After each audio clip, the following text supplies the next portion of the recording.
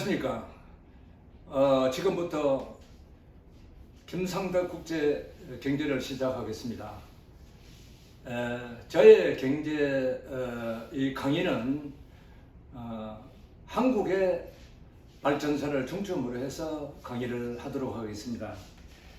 그야말로 이렇게 놓은 경제가 이제 우리 경제는 진퇴양난에 놓여 있습니다. 진퇴양난에.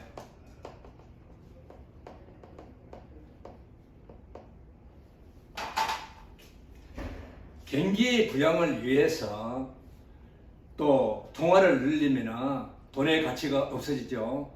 그러므로 해서 물가는 올라가게 되어 있습니다. 그리고 가계 부채가 지금 현재 1,800억 원을 상회하고 있습니다. 물가를 그렇다고 해서 물가를 잡으면 경기가 침체되고 고용이 축소될 수밖에 없습니다. 그러면 우리 서민의 삶이 어떻게 되겠습니까? 소비는 줄고 직장은 일할 데가 없고 또 부채는 많아가지고 이자 내는 것이 많다면 우리 서민의 생활은 어떻게 되겠습니까? 여기에 한국은행은 또 0.25%의 대출 이자를 올린다고 그럽니다. 첩첩산중입니다. 대출 이자에 그 다음에 수익은 줄고 일할 데는 없고 이렇게 되면 어떻게 되겠습니까? 이자 내기도 얼마나 벅차겠습니까?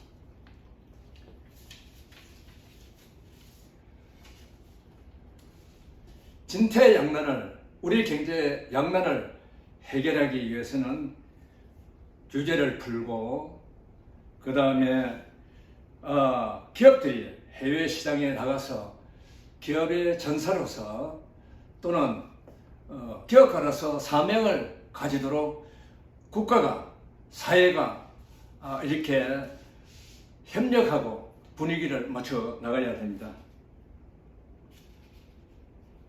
우리는 다수당의 횡포를 막아야 됩니다. 이번에 여러분들이 봤죠. 다수당의 횡포라는 것은 얼마나 무서운 것인가. 오히려 국회라는 다수당이 규제를 만들어내고 오히려 경제를 역중하는 그런 규제를 만들어내는 국회입니다. 이러려고 우리가 국회의원을 당선시켰습니까?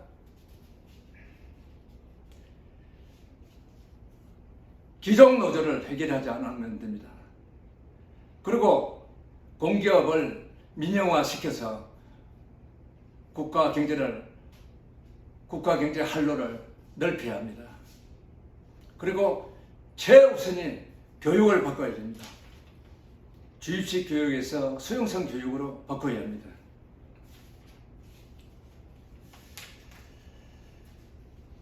우리 사회 갈등 해소는 역시 교육입니다. 교육이 바로 서지 않으면 얘들이 교육을 받고 난다면 다 일선에서 우리 사회를 위해서 일하는 일꾼들입니다. 지구상에서 첫 교육이 발생된 것은 춘추 전국 시대에 진심장에서 교는 가르치는 것이고 육은 사람을 많이 먹이고 보신을 시켜서 튼튼하게 내 자식을 만들어서 이 사회에 이바지하라고 이렇게 교육을 시키는 것입니다. 명자의 목민관에서 보면은 쌀창고에 우리가 굶주림을 해결을 하지 않으면 쌀창고에 쌀이 떨어지면 예의를 찾아볼 수가 없고 그 다음에 영예의 어떤 세상의 아름다움을 볼 수가 없다. 그리고 가난하면은 사람의 성격이라든지 악이 바치고 여러 가지 갈등을 일으킬 수가 있다. 그렇기 때문에 최소한의 인간의 삶이라는 것은 굶주림이라든지 우리가 인간답게 살 수 있는 것을 갖다가 국가가 만들어서 그 다음에 발전을 이어가야 되는 것입니다. 박정희 대통령은 이러한 사리를 미 계획을 해서 4,000년 동안에 우리 조상들이 한 번도 배부르게 행복하게 살아보지 못한 것을 이제 내가 굶주림, 가난만은 막아야 되겠다. 그런 정책을 쓴 것이 우리나라의 자주국방, 자립경제에 틀러서 우리 경제를 이끌어 나간 것입니다. 우리는 지금 현재 건국당시라든지 유교라든지 우리가 역사적으로 여러분이 다 배웠지 않습니까? 우리는 공산주의를 갖다가 열면 우리는 공격이 아니기 때문에 공산주의를 방어해야 되고 그 방어하는 속에서 우리는 경제 성장을 해야 되는 겁니다. 바로 그러한 정책으로 통해서 우리는 한강의 기적을 이룩한 것입니다. 1961년도 이후 시대에 산업 1세대들은 지금부터서 70세 이상부터서 115세 사이를 갖다가 산업 1세대라고 그럽니다. 지금 현재 고인이 되신 분이 많지요. 그러나 우리 지금 세태에 돌아가는 상태를 보면은 불과 40년 전에 50년 전에 자기의 직계 할아버지 할머니의 피땀 흘린 성과에 대해서도 전부 잊고 있다는 겁니다. 우리 교육 자체가 그렇다 이겁니다. 우리가 과거가 없이 과거의 발전 없이 현재가 있고 미래가 있겠습니까? 이제는 우리 교육이 주입식에서 수용성으로 바꿔야 됩니다. 우리 젊은 학생들이 부모 말도, 그 다음에 선생님 말도, 학교에도 공교육이 무너져서 경청을 하지 않습니다. 듣지를 않습니다. 교육이라는 것은 듣는 것도 중요하지만 남의 말을 경청하는 것도 중요한 것입니다. 무조건 하고 선생님의 말씀을 따라서 할 것이 아니라 자기가 무슨 의문이 생기면 질문도 하고 토론도 하고 또 남의 이야기를 수용할 수 있는 능력을 키워야만이 우리는 미래가 있는 것입니다. 그런데 우리는 그 가난한 할아버지 할머니 시대를 잊고 그렇다면 어떤 우리에게 미래가 있다고 생각하십니까?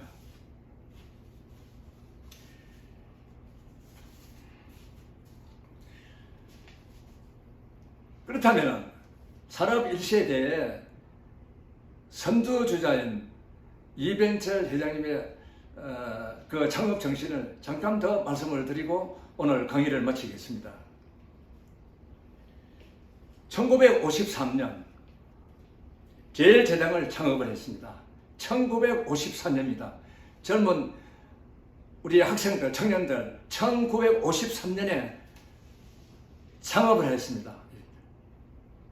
1954년에 제일무직을 창업을 해서 우리의 헐벗고 추위에 떠는 그런 옷감을 생산해서 이 사이에 수출도 하고 제공을 했습니다. 1969년 삼성전자를 설립을 하고 삼성정관 그리고 한일합섬을 또 창업을 했습니다. 또 그것보다 가장 중요한 것이 1975년 용인 자연농원을 창업을 했습니다.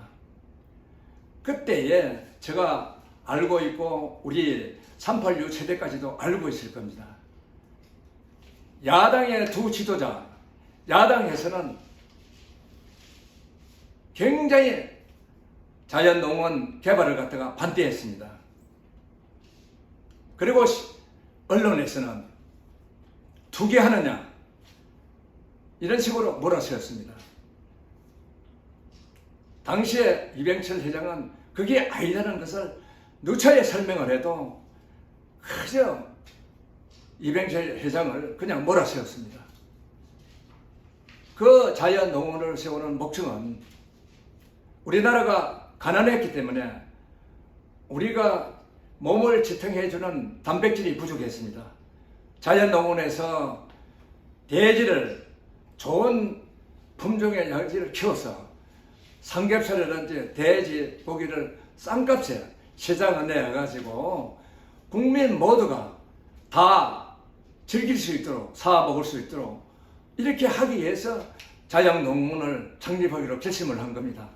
그리고 유실수를 심어서 개량을 해서 사과든지 모든 것에 면역을 키우는 그런 유실수를 심어서 우리가 주식인 쌀 대신 또 과일을 섭취해서 우리가 균형을 산성에서 알칼리성으로 균형을 맞추는 그러한 목표를 가지고 창립을 한 것입니다. 오늘날 용인 에버랜드, 용인 자연농원이 어떤 역할을 했는지 여러분은 공부를 했을 겁니다.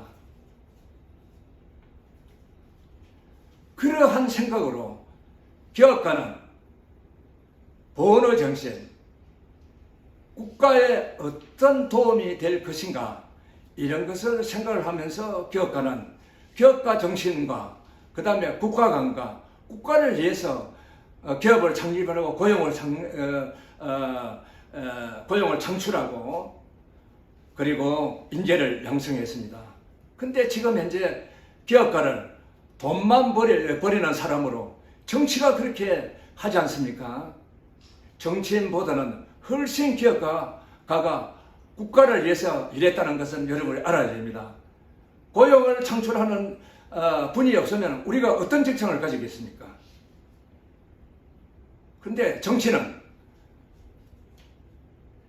기업이라는 것을 뭐를 보고 무식하게 보고 정권만 바뀌면 짓밟으려고 그러고 규제를 만들어서 통제하려고 그러고 왜 그렇게 하십니까? 정치가. 우리의 기업인들은 정말 세계에서 잘할 수 있는 능력을 가지고 있습니다. 좀 내버려 두세요.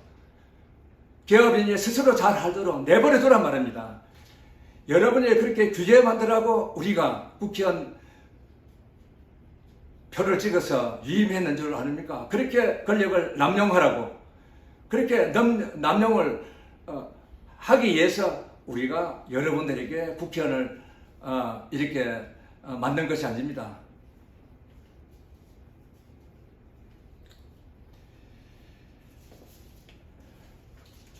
우리는 이제 1980년도에 반도체를 이래 인수를 하고 삼성이 이제 세계적인 기업으로 나가는 도약의 계기가 되었습니다. 그런 계기에서 2001년도에 삼성그룹이 100조억 원의 매출을 올렸습니다. 그런데도 노동자, 청년들은 삼성에 대해서 어떤 인식을 가지십니까? 그 100조 원에 세금이 20%로 이상을 나갔을 건데 법인세만 하더라도 20억이면 200억이면